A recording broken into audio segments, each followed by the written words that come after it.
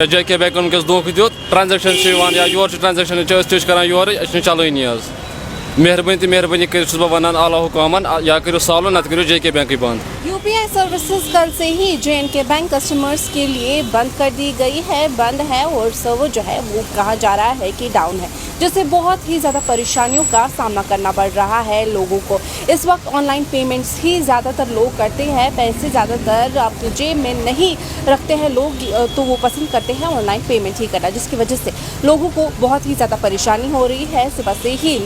कल से ही लोग जो है बहुत ज़्यादा परेशान थे और हमें भी बहुत सारी कॉल्स आई कि हम परेशान हैं कि सर्वर ये जो है इस वक्त डाउन है, कब ये फिर से रिस्टोर हो जाएगी ये सर्विसेज, जिसकी वजह से इस वक्त लोगों को बहुत ही ज़्यादा परेशानी करनी पड़ रही है। आइए कुछ लोगों से बात करते हैं, जानते हैं क्या कुछ परेशानियों का सामना उन्हें कल से करना पड़ा है। आगे जो डिजिटल बैंकिंग है वो काफ़ी ज़्यादा मुतासर रही थी और उससे लोग काफ़ी ज़्यादा परेशान हो गए थे। आई सजेस्ट कि जिस तरह से JK बैंक की एक कस्टमर बेस यहाँ जम्मू कश्मीर में है, उनको उसी तरह की सहूलियात भी रखनी चाहिए। अगर किसी पर्टिकुलर सर्वर में कोई इशू आता है तो उनके पास एक बैकअप सर्वर होना चाहिए जहाँ से वो लोगों को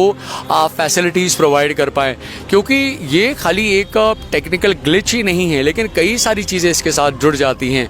जिस तरह से मैं जिक्र कर रहा था कि आप हॉस्पिटल में जा रहे हैं, आपको वहाँ पे अपने पेशेंट को एडमिट करना है, उसके टेस्ट के लिए वहाँ पे आपको पेमेंट कर रही हैं, बट आपका सर्वर काम नहीं कर रहा है, आप उनको पे नहीं कर पा रहे हैं, तो वहाँ पे किसी भी ज़िंदगी को नुकसान पहुँच सकता है अगर इस तरह की सूरत हाल बनती है। वहीं पे अगर आप किसी जगह पे किसी ऑटो में किसी गाड़ी में ट्रैवल कर रहे हैं, आप उसको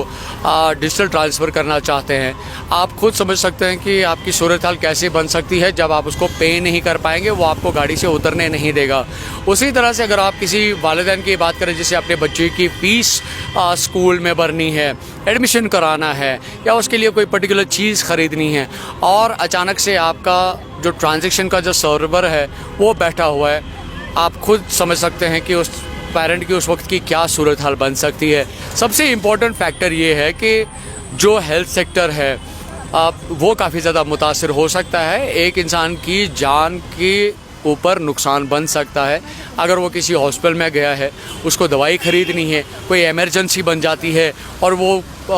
डिजिटली ट्रांजैक्शन करना चाहते हैं, सर्वर बैठा है, हाउ कम अगर उसके पास कैश उस टाइम पे अवेलेबल नहीं है, तो ये कई सारी चीज़ें हैं जिनको काफ़ी सीरियसली बैंक्स को देखने की ज़रूरत है। इनफैक्ट जिस तरह से आप जिक्र कर रहे थे, तो जनरल पब्लिक को मद्देनज़र रख के जिस तरह से आप हर चीज़ की जो है कीमत ले रहे हैं, चाहे हम इंटरेस्ट की बात करें, चार्जेस की बात करें, फीस की बात करें, उसी तरीके से जनरल पब्लिक को वो फैसिलिटीज़ प्रोवाइड करना भी बैंक की बड़ी ज़िम्मेदारी बनती है। और साथ साथ कहीं ना कहीं पे गवर्नमेंट की भी ज़िम्मेदारी बनती है कि वो हर चीज़ को मॉनिटर करे, सो दैट कि अगर किसी पर्टिकुलर बैंक में कोई इशू बन जाता है तो उसको ओवरकम करने के लिए या उसके लिए बैकअप कोई सिस्टम होना चाहिए, सब्स्टिट्यूट होना चाहिए, ताकि जनरल पब्लिक किसी भी तरीके से